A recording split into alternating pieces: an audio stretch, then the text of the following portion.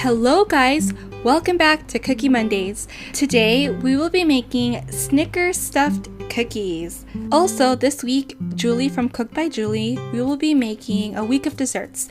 So don't forget to head over to her channel after this video. Let's begin! You will need 1 cup of butter softened, half a cup of granulated sugar, half a cup of brown sugar, and take your beater and you're going to cream it until everything is light and fluffy. Once everything is mixed in very well, grab 2 eggs, add it to the bowl, and 2 teaspoons of vanilla extract. Continue mixing with your whisk or with your beater, then grab 1 cup of peanut butter.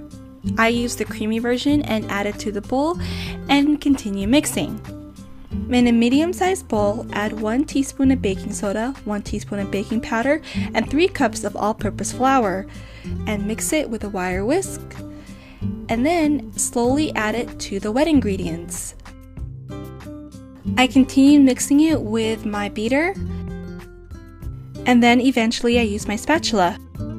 For the filling, I use the bite-sized Snickers.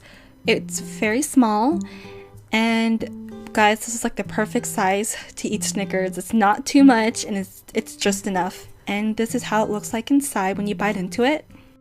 So what I did was grab my small ice cream scoop and took some cookie dough and then made a little dent in the middle and just slowly wrapped it and then rolled it into a ball with my hands and then placed it on the cookie pan. I baked the cookies at 350 degrees Fahrenheit for 10 minutes.